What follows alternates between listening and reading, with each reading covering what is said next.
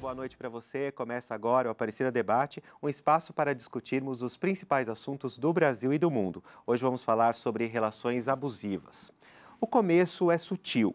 Primeiro vem as palavras, depois vem as ordens. O que caracteriza o relacionamento abusivo é o desejo de querer controlar a outra pessoa. Aí entra um ciúme excessivo, sentimento de posse sobre o outro, violência verbal e física, estupro. Dados do mapa da violência de gênero mostram que 73 estupros foram cometidos todos os dias no Brasil em 2017. 90% das vítimas eram mulheres. Já a pesquisa do Fórum Brasileiro de Segurança Pública, em parceria com o Datafolha, feita em 2017 e divulgada em 2019, revela outro dado preocupante. Mais de 76% dos casos de agressões contra as mulheres vêm de um conhecido: marido, ex-marido, namorado, ex-namorado, companheiro ou ex-companheiro. 4 em cada 10 mulheres são vítimas dentro da própria casa e só 1 em cada 10 tem a coragem de procurar a delegacia da mulher para denunciar. Mas por que será que é tão difícil sair de um relacionamento abusivo? Por que é tão difícil pedir ajuda? Como perceber quem está sofrendo abuso ou quem está sendo abusivo? Quais as iniciativas ajudam no combate desse tipo de relacionamento? E para quem conhece casos de relacionamento abusivo entre marido e mulher, será que não deve mesmo meter a colher? A gente pode dizer que as relações abusivas são um reflexo da nossa sociedade? E para falarmos sobre esse assunto, aqui comigo está a Beatriz Acioli, mestra e doutoranda em Antropologia Social pela Universidade de São Paulo. Ela é pesquisadora em violência contra as mulheres da USP e foi pesquisadora no Departamento de Antropologia da University College London, na Inglaterra. Eu também converso com a Marlene Monteiro, ela é escritora, autora do livro Depois do Fim, Recomeçar é Preciso, e a Marlene dá palestras pelo país ajudando mulheres vítimas de violência doméstica. Olá, boa noite, bem-vindas. Boa noite, Marcelo. Obrigado por estarem aqui. Antes da gente começar o nosso programa, queria que vocês acompanhassem aqui comigo uma reportagem que a gente foi até as ruas, o repórter Felipe Melo foi até as ruas para ouvir a opinião da população sobre relacionamento abusivo. Vamos acompanhar aqui. Um ditado que fala assim: em briga de homem e mulher, Se mete a colher. e aí? Tá certo, tá errado? O que você acha desse ditado? Eu acho que dependendo da situação, se a gente está presenciando, eu acho que a gente tem que entrar sim. Eu acho que a gente tem que... Porque muitas vezes causas de morte que acontecem por causa disso. As pessoas vê e ignoram. Por esse ditado, né? Mas eu acho que a gente deveria se meter E sim. no caso de um relacionamento abusivo, seja do homem para a mulher ou da mulher para o homem, que também existe, aí que a gente deveria mesmo meter a colher e tentar ajudar em algum momento? Com certeza. Aí, nesse caso, eu sou a favor de meter a colher, né, para resolver o problema tanto do homem como da mulher, né? Tem gente que diz que às vezes a mulher está, ou até o homem, num relacionamento abusivo porque ele quer. É bem assim ou não? Eu acho que a mulher fica num relacionamento assim mais por medo. Ela não sai desse relacionamento porque tem ameaça, apanha. E geralmente quando se separa, o cara ainda continua ameaçando. Aí eu acho que ela teria que procurar a polícia, né, e reclamar, fazer uma denúncia, né, e tentar procurar alguma proteção, alguma coisa e sair fora. Eu acho que a mulher ela tem que enfrentar. Eu acho que ela não pode omitir. Porque enquanto ela estiver omitindo, ela vai estar passando por isso. Eu acho que ela tem que gritar, tem que chamar vizinho, chamar a polícia e enfrentar a situação e não se esconder. Eu nunca passei por isso, graças a Deus, mas por pessoas que já passaram, eu sei que não é fácil, você não sabe como sair daquilo, pelo sentimento que você sente pela pessoa. Às vezes a pessoa não sente aquilo pela pessoa, mas não sabe como sair, é difícil.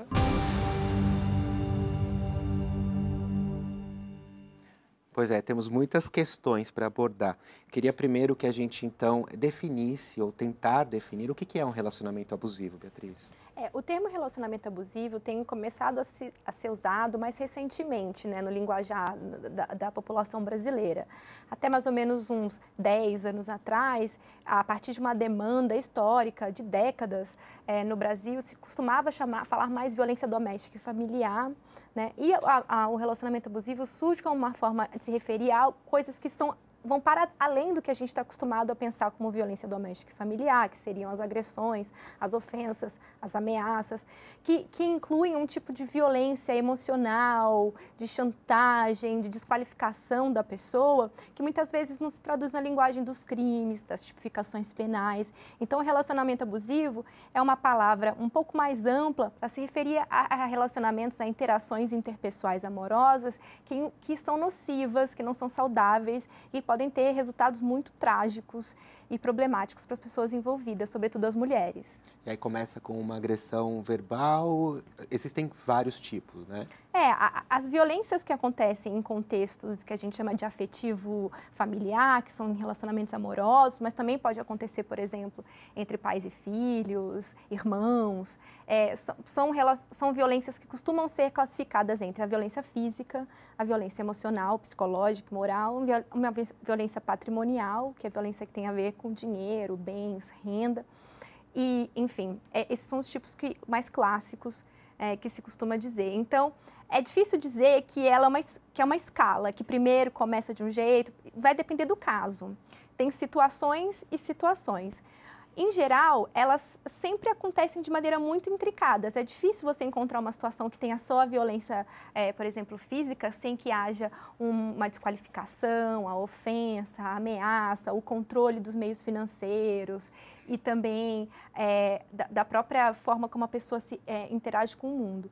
Então, é um assunto bastante delicado, porque envolve muitas nuances. Marlene, você hoje é escritora e palestrante, né? Mas eu queria que você contasse um pouquinho da sua história, porque você vivenciou durante 21 anos violência, né? Esse relacionamento, você teve um relacionamento abusivo dentro da sua própria casa. Eu queria que você contasse um pouquinho sua história. Dentro da minha própria casa, Marcelo, eu tive esse relacionamento, eu fui casada e a violência doméstica, ela é sutil. Ela começa um trabalho psicológico. Começa desqualificando a mulher. Eles começam implantando na nossa mente que nós não somos capazes. Que você não é capaz de caminhar sozinha, você não é capaz de fazer isso, essa tua roupa não está legal, esse batom está exagerado. E a gente acredita. Eu acreditava. Eu ia lá e tirava o batom. Eu ia lá e tirava aquele vestido e colocava uma calça jeans. Mas o meu companheiro gostava de ver outra mulher de vestido, mostrando as formas do seu corpo, quando eu não podia. E aí vai te diminuindo, te desqualificando, como a Beatriz fala. Eu sofri os 5 tipos de violência doméstica. Eu sofri a psicológica, eu sofri a física, eu sofri a sexual, a patrimonial e a moral. Começa também a diminuir a mulher intimidando homens. Ele me dava tanto homens. E quando eu chegava em casa, ele pegava a minha bolsa e olhava o que tinha dentro da minha bolsa e da minha carteira. Eu estava tão desequilibrada emocionalmente. Eu acreditava tanto que um dia eu falei, eu estou louca, porque eu fiquei com medo dele encontrar alguma coisa dentro da minha bolsa quando eu não tinha nada. Será que ele vai encontrar um bilhete dentro da minha bolsa de alguém? Porque todo dia ele me dava um homem. Não tinha um dia que eu não recebesse um homem diferente. Então, chegou um momento que eu comecei a acreditar, é loucura. E durante 21 anos eu vivi esse processo. Meus filhos nasceram, meus filhos se criaram, foram crescendo dentro de um relacionamento abusivo, dentro de um ciclo de violência doméstica. E existe, dentro do ciclo da violência doméstica, existe a fase da lua de mel, que nós chamamos de lua de mel. Porque não é sempre, não é todos os dias que ele está agredindo a mulher. Ou fisicamente, alterna, né? Momentos de agressividade, por isso que chamamos de ciclo, porque hoje ele chega em casa carinhoso. Quantas vezes ele chegava em casa com uma joia de presente? Ele saía, ele me agredia verbalmente e à noite ele voltava com uma joia de presente. Eu ficava feliz. Nossa, tá tudo bem, agora vai melhorar, a situação vai melhorar. E passava uma semana, 2, 3, a gente começa a acreditar que tudo está melhorando, que a pessoa mudou, e que o relacionamento agora está 100%, quando você menos espera, ele acorda do nada e começa já a agredir. Ou agride verbalmente, ou agride fisicamente, não. Ele não foi muito, assim, 2 vezes ele tocou em mim, só. Eu estava grávida do meu filho de 7 meses, e eu relato isso no meu livro, E depois meu filho estava com 11 meses, ou meus filhos estavam com 11, 12 anos, ele me jogou uma mesa de café da manhã em cima de mim. Era uma mesa redonda, ele jogou. Tudo que tinha ali caiu em cima de mim. Então, a agressão física foram essas 2 vezes, mas a psicológica é a que mais destrói o ser humano. Porque se eu te falar que apesar de ter feito muita terapia, muitos cursos de coach, fiz uma formação de coach, mas ainda hoje existem sequelas dentro de mim. Eu não estou 100% recuperada. Ô Beatriz, por que é tão difícil a pessoa que passa por essa situação, ela identificar que tudo isso, durante 21 anos a senhora viveu, né? É tão difícil perceber, a própria pessoa que está sendo a vítima, perceber que ela está passando por um relacionamento abusivo?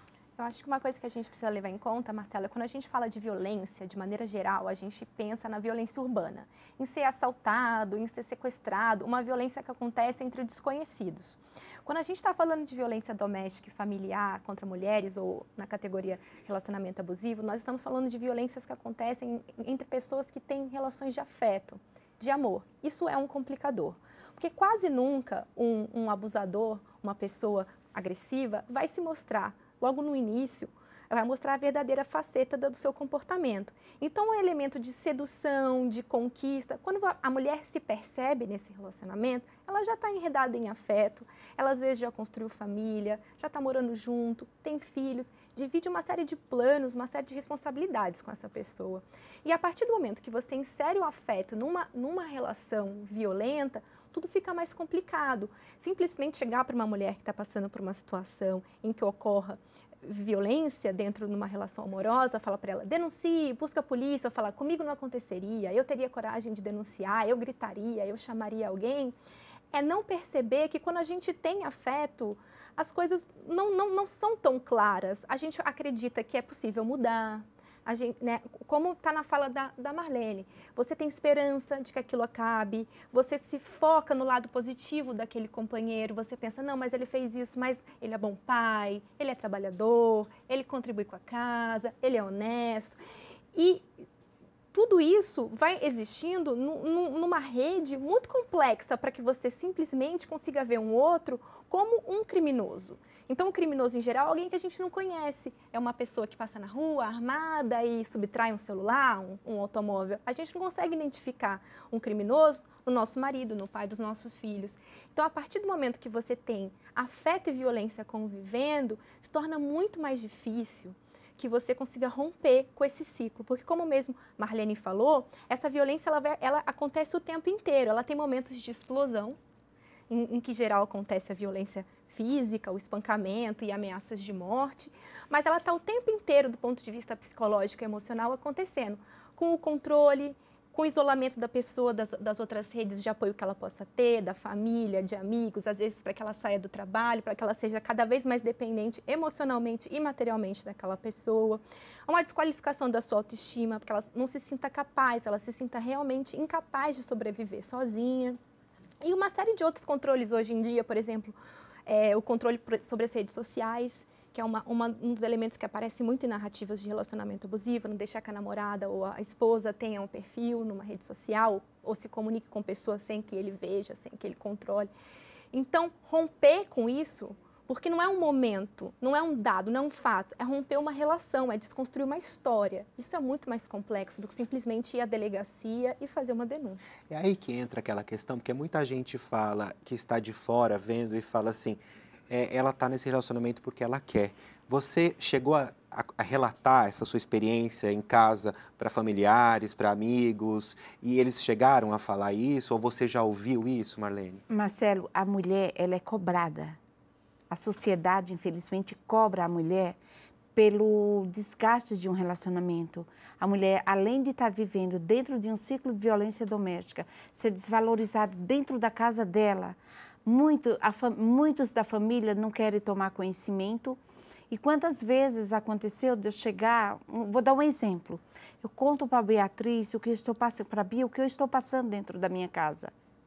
Ela chega para a amiga dela e passa a nossa conversa. A amiga dela fala assim, Bia, o que será que Marlene está fazendo para que o marido a trate assim?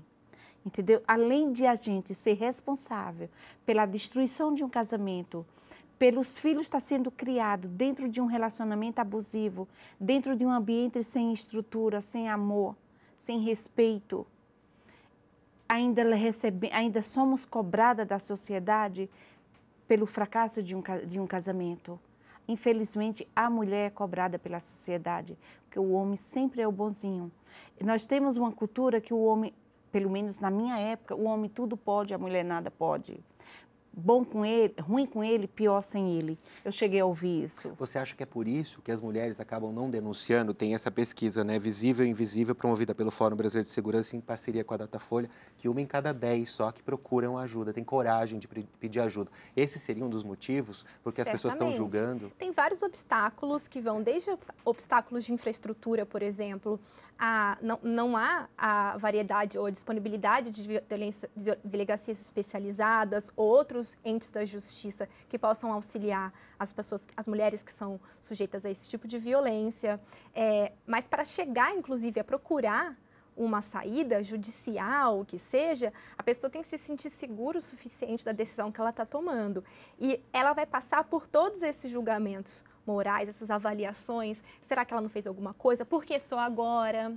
E é curioso, isso me chamou a atenção, fiquei bastante otimista com a fala das pessoas das ruas que vocês trouxeram, porque mostra uma mudança de mentalidade que tem acontecido, fruto de muito trabalho, de muita militância, de muita mobilização de números sendo produzidos, divulgação, trabalho da mídia, trabalho de ativistas, trabalho de profissionais, para que se reconheça que não se deve passar por isso, que isso não é aceitável, que isso não é normal, que isso é um crime. Não é menos grave do que outros. Então, a mulher tem que passar por todos esses obstáculos simbólicos, esses julgamentos, falta de ajuda, o olhar torto, várias perguntas sobre por que ela começou, por que ela só agora. E ao invés da gente se questionar o agressor, do porquê o agressor está cometendo aquela violência cíclica, a gente questiona a vítima do porquê ela se submete a ela. E também não leva em consideração um elemento psicológico que constitui as pessoas enquanto humanas. Tem muitas coisas que são inconscientes, que não estão na esfera do controle e não são facilmente resolvíveis para uma pessoa. Então, ouvir uma mulher que conta uma história de violência, de abuso, sem emitir julgos de valor, é uma das principais coisas que a gente pode fazer para tentar diminuir esses números aterrorizantes que a gente tem no nosso país. Você passou por isso quando você começou a relatar? Quando que você percebeu que estava nesse relacionamento e quando que você decidiu sair desse relacionamento e expor isso para a sociedade, Marlene? Próximo da separação. Eu vivi durante uns 19 anos sendo vítima de violência e eu não sabia que eu era vítima de violência, porque tudo era permitido. Quando eu era obrigada a fazer sexo com ele sem a minha vontade, muitas vezes fingindo estar dormindo, porque eu não queria, eu não me sentia bem quando ele me tocava. Me dava repugnância porque eu já não aguentava mais aquele homem que só judiava de mim, só me desvalorizava. Durante o dia me tratava feito uma desqualificada e à noite ele queria uma mulher na cama, era difícil. E eu não sabia que eu não podia, que eu tinha os meus direitos. Eu não sabia que isso era ser vítima de violência doméstica. Até que um dia eu conversei com uma amiga, ela me indicou uma casa, a Casa Bete Lobo, que é uma casa de apoio às mulheres. Falou, minha amiga, você está sendo vítima de violência doméstica. E eu cheguei nessa casa, eu lembro até hoje. Eu era uma pessoa que eu não tinha autoestima, eu era uma pessoa que eu estava aqui conversando com você, eu já estava chorando, porque eu tinha pena de mim mesma, é um dos piores sentimentos que nós podemos ter, e eu tinha. Eu chorava dia e noite. Eu era tão,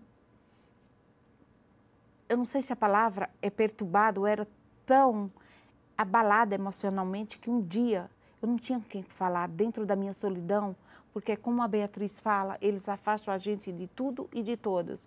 Eu coloquei uma cadeira na minha frente, projetei uma pessoa ali e comecei a conversar sozinha dentro de casa e a chorar. Para você ver como que é a solidão de uma mulher vítima de violência. Quanto ela se sente sozinha, isolada e muitas vezes conversa com as pessoas, fala para as amigas e ninguém acredita. porque, e muitas vezes também nós acreditamos que o casamento da vizinha é melhor do que o nosso, porque a grama do vizinho é mais verde do que a nossa. E depois você descobre que todo mundo é vítima de violência. É difícil hoje a mulher... Ali teve uma menina que falou, eu não passo por isso. Já aconteceu em palestra dizer, eu não passo por isso. Elas não passam porque a maioria acha que a violência doméstica é só a física. Quando você começa a falar, mas ele te proíbe de sair de casa? Ah, ele não gosta que eu saia. Ele pega o teu celular e pega a tua... Isso é violência. Isso é uma violência patrimonial. Marlene, eu preciso fazer o primeiro intervalo. Daqui a pouco você continua e também a gente fala de superação e dessa questão de divulgar cada vez mais esses casos para que haja uma tentativa de diminuição desses relacionamentos abusivos. Estamos de volta com a Aparecida Debate. Hoje estamos falando sobre relacionamentos abusivos. Aqui comigo está a Beatriz Acioli, mestra e doutoranda em Antropologia Social pela Universidade de São Paulo. Ela é pesquisadora em violência contra as mulheres da USP e foi pesquisadora do Departamento de Antropologia da University College London, na Inglaterra. E eu também converso com a Marlene Monteiro. Ela é escritora, autora do livro Depois do Fim, Recomeçar é Preciso, e a Marlene dá palestras pelo país, ajudando mulheres vítimas de violência doméstica. Então, continuando aqui com o nosso debate, uma das perguntas que a gente fez na rua para as pessoas foi a questão de aquele velho ditado, né? Em briga de marido e mulher não se deve meter a colher, mas muita gente hoje acredita que sim, que foi o seu caso, foi uma amiga que acabou te ajudando a superar tudo isso. Você acha que essa cultura está mudando, Beatriz? É importante se perguntar por que esse ditado há tanto tempo faz tanto sentido e ainda é tão repetido. Porque é uma coisa que é generalizada e aceita pela maior parte das pessoas. É realmente delicado se envolver num relacionamento íntimo de uma pessoa, num casamento, num namoro, e pode gerar uma reação inesperada, você pode ficar em maus lençóis. Mas a questão deve-se correr o risco de esperar alguém chegar a ser assassinada, ou ser espancada, ou se ver numa situação de completo desamparo para que a gente intervenha? Eu acredito que não. E, na verdade, inclusive, a justiça acredita que não, né? Desde a promulgação da Lei Maria da Penha, em 2006, não é necessário que seja a vítima que denuncie a situação de violência doméstica e familiar num relacionamento abusivo. Por exemplo, você pode ligar para o Disque Denúncia, você pode procurar... ligar para a polícia, chamar a polícia militar da sua cidade, do seu estado, fazer a denúncia. É muito importante porque ninguém sai de uma relação abusiva, violenta, sozinho. E isso, acho que a Marlene pode falar, do ponto de vista de alguém que superou isso, que está está superando todo dia, é uma batalha, mas é preciso de uma rede que envolva profissionais da justiça, policiais preparados, mas também profissionais da área de saúde mental. É muito importante, porque se a gente está falando de violência psicológica, de desqualificação, de ataques à autoestima, de controle, de ciúmes, a gente está falando da necessidade de pensar a saúde dessa pessoa, não somente física, mas de fazer com que ela se empodere emocionalmente, de um conhecimento em direitos, porque só vai atrás da justiça quem sabe que o que está passando não é justo, que sabe, que se entende vítima de um crime. E é importante que haja uma rede de apoio com quem você trabalha, seus familiares, as pessoas com quem você vai à igreja, os amigos e as mães dos amigos dos seus filhos. Sozinha, ninguém consegue romper com esse ciclo, porque é uma dificuldade tremenda, que envolve elementos muito complexos. Então, é preciso, sim, meter a colher sempre, com cuidado, com delicadeza, tentando sempre se informar da melhor maneira possível. Então, por exemplo, tem uma iniciativa recente, de coisa de um mês atrás, com uma cartilha elaborada pelo Ministério Público do Estado de São Paulo.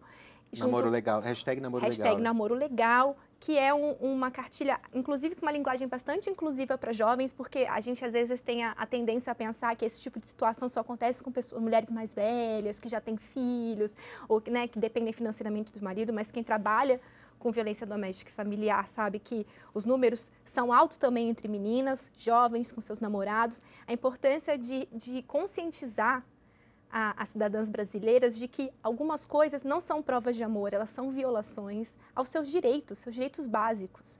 E essa cartilha, por exemplo, ela é uma orientação para tocar no assunto. São 7 dicas, né? São 7 dicas sobre namoro, porque muitas vezes se acha que no namoro não vai ter a violência, mas para que algo vire um casamento ou convivência junto, ela começa pelo namoro e muitas vezes a violência começa aí. E o interessante, né, que essa cartilha ela não tem palavras como violência, vítima e agressor. Exatamente. Esses termos, eles são carregados de significado. Uma das coisas que, conversando com mulheres que passaram por essa situação, elas têm uma recusa muito grande, porque o termo vítima, às vezes, pode dar uma noção de coitadinha, e em outros casos, até de que aceitou aquilo, de que passou por aquilo porque quis. Então, em alguns momentos, tenta-se evitar, para que não cause um afastamento da pessoa em se reconhecer como tal. É muito duro falar, e eu acho que a Marlene trouxe isso na fala dela, de que ela colocou uma cadeira, imaginou um interlocutor invisível ali para aquela...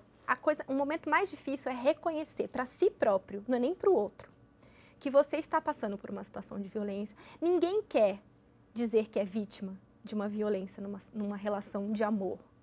É difícil a Então, aceitação, né? falar, enunciar isso é a primeira etapa de um processo super difícil, mas é uma etapa muito complicada, que exige força, exige apoio. Por isso que é um esforço coletivo da sociedade, não só de quem está passando por isso ou que conhece alguém que está passando por isso. E você, Marlene, você dá palestras para muitas mulheres. Quais são as dicas que você dá, já que você passou por isso e você conseguiu superar, está superando toda essa situação? Quais são as dicas? Hoje eu mostro para a mulher que ela é capaz, que nós somos capazes de sair dentro de um ciclo de violência.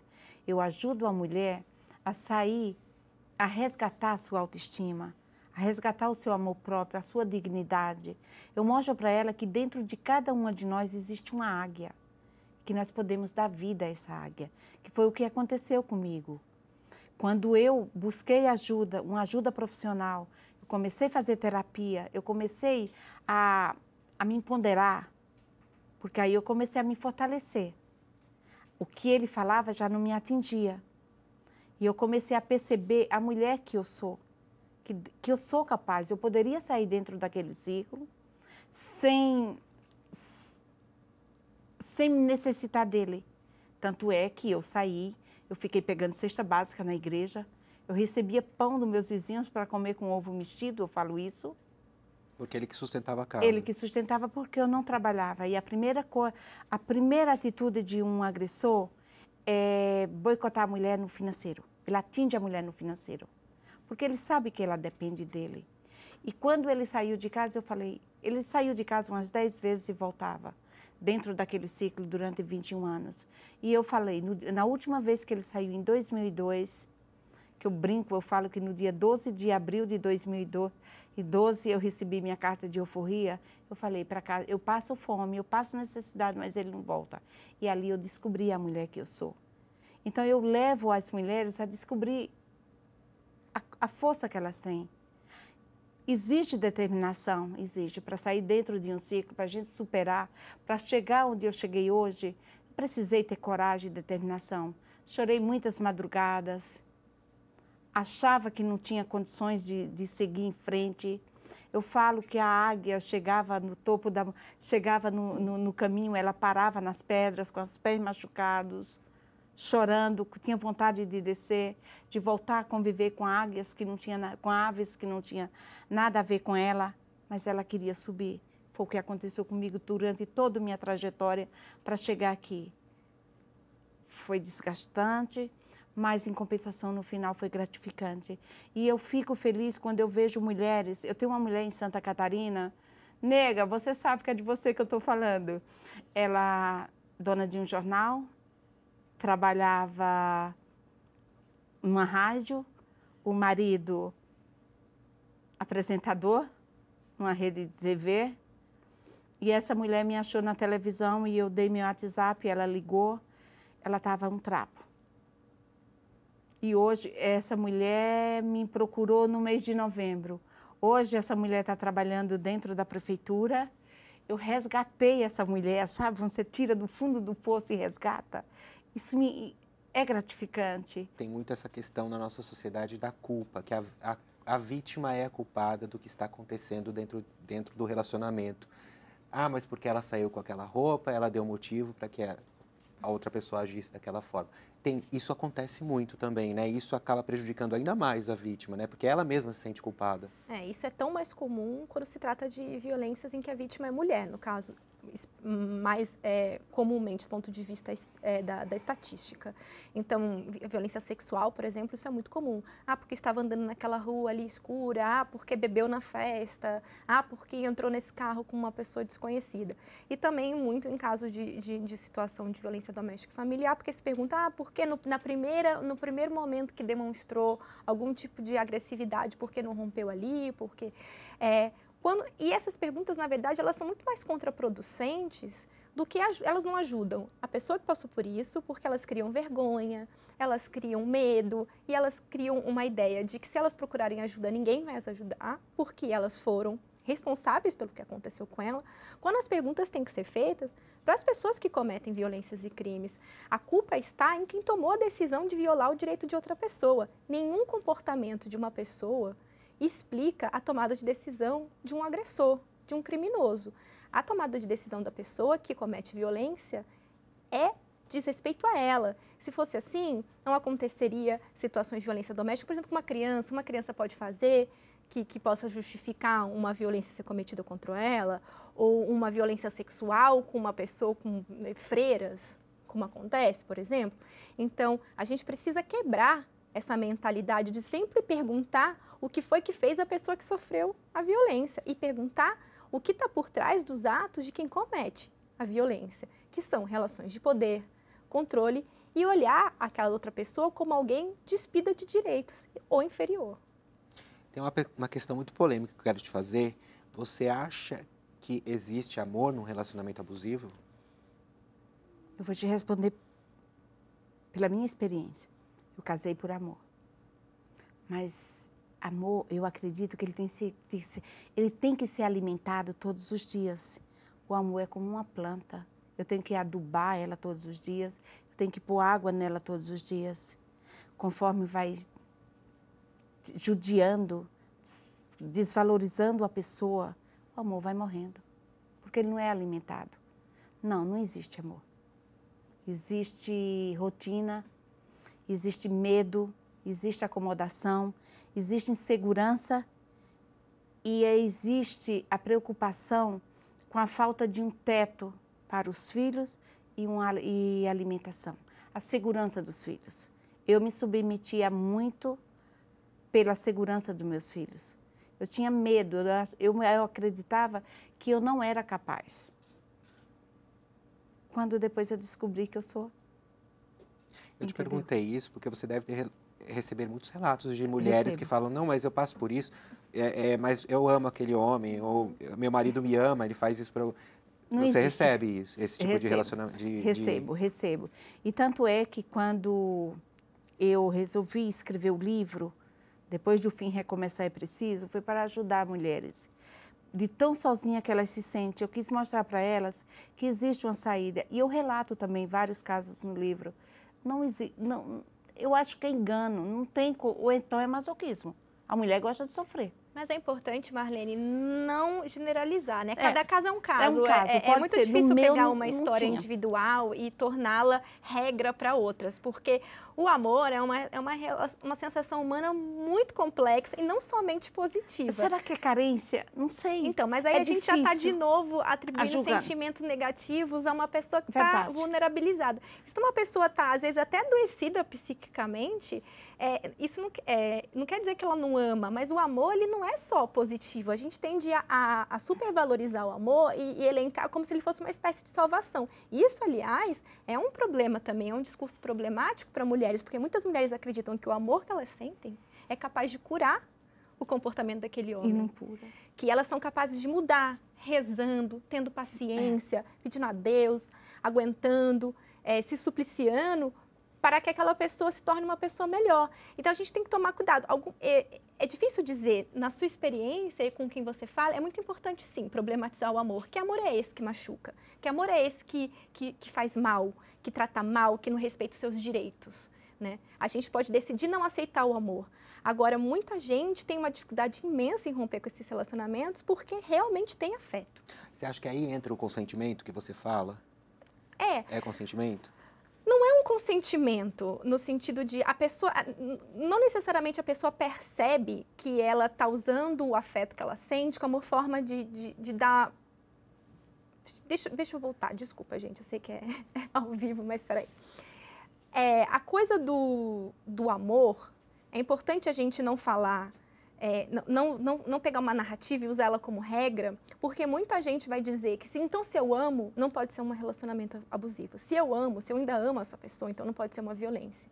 Então eu estou equivocada. Por isso que eu perguntei isso, que é polêmico, né? Exatamente. É uma situação bastante polêmica, porque você pode amar alguém e optar por não estar com ela, porque você sabe que aquela pessoa lhe faz mal e não respeita os seus direitos, e faz mal para a sua saúde mental, e faz mal para a sua autonomia. Como a Marlene disse, uma das principais formas de atuar do agressor é tirar a autonomia dessas mulheres, financeira e afetiva. E emocional, dela se sentir incapaz, dela não ter rede de apoio. Então, você pode amar, sim, porque amar é muito complexo. A gente não escolhe quem amar. E a gente não escolhe parar de amar. Mas você pode tomar a decisão, você pode e deve entender onde aquele amor é ruim, onde aquele amor te traz dores, te traz agruras, te traz agressões e te traz de respeito aos seus direitos. Nesse amor você não tem que ficar. Você concorda com isso, Marlene? Concordo. Ela tem razão. Concordo, sim.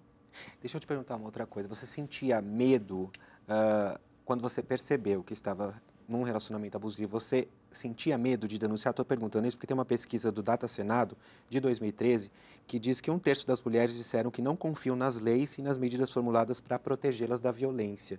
Se em algum momento chegou, além do medo, achar que a lei não ia te proteger?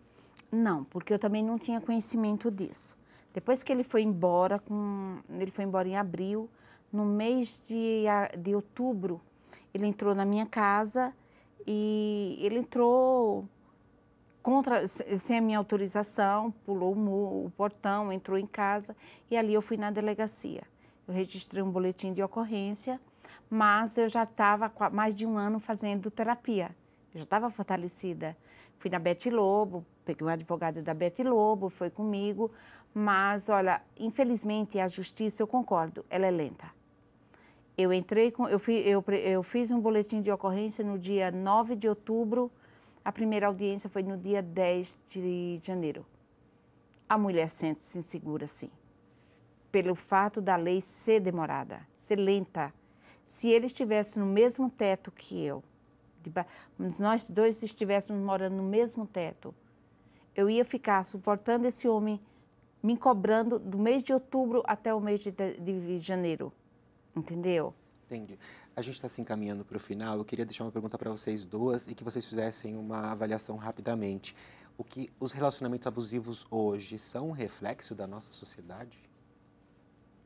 Foi uma pergunta que eu deixei ali no começo do programa. Eu queria saber se tudo isso que acontece é um reflexo do que a gente pensa hoje no Brasil. Certamente. Sobretudo em se tratando de comportamentos que a gente associa a homens e mulheres, a gente tem o que costuma se chamar uma aceitação maior da sociedade de que homens, por exemplo, sejam mais ciumentos, mais controladores. Isso é tido como natural, como algo que faz parte da masculinidade, muito pouco problematizado, que isso pode acarretar um completo desrespeito pela vontade da pessoa com quem ele está se relacionando. E aí entra a questão do consentimento, como você tinha pontuado naquele momento. Um relacionamento, um amor saudável, um amor não tóxico, um amor que é um amor que respeita os direitos daquela pessoa, que respeita a vontade, que respeita a possibilidade da outra consentir. Se ela quer ou não ter uma relação sexual, se ela quer ou não continuar naquele trabalho, se ela quer ou não ter aquelas amigas, se ela quer ou não publicar aquele determinado conteúdo na rede social. Consentimento é um termo-chave para que as relações comecem a ser minimamente saudáveis e produtivas, com a ausência da violência. Então, se a gente tem uma sociedade que naturaliza comportamentos de homens que tem a ver com controle da mulher e que naturaliza julgamentos sobre mulheres que se vestem de uma determinada maneira, que falam determinadas palavras, mas ela fala palavrão, mas ela é vulgar, mas ela se veste assim, ela não limpa a casa, isso acontece muito em situações de relacionamento abusivo, mas ela não limpa a casa, não cuida dos filhos, ele chega bravo, e ele vai, e ele explode. A própria ideia de que o homem é naturalmente explosivo. Isso, a gente não está aqui discutindo se ele é ou não, mas a partir do momento em que você viola o direito de outra pessoa, isso é crime, isso é violência, isso é inaceitável. Infelizmente, nosso tempo acabou, é um assunto que a gente precisa falar cada vez mais, né, para Sim. divulgar esses casos. Eu quero agradecer a Beatriz Acioli, mestra e doutoranda em Antropologia Social pela Universidade de São Paulo. Ela é pesquisadora em violência contra as mulheres da USP e foi pesquisadora no Departamento de Antropologia da University College London, na Inglaterra. Muito obrigado também a Marlene Monteiro. Ela é escritora, autora do livro Depois do Fim, Recomeçar é Preciso. A Marlene dá palestras pelo país, ajudando mulheres vítimas de violência doméstica. E você, qual tema você quer ver aqui no nosso programa? Mande sua sugestão, crítica ou elogio para a gente. Anote aí o nosso WhatsApp, 12 99750 3600. O Aparecer Debate hoje fica por aqui. Uma boa noite para você e até a semana que vem. Tchau!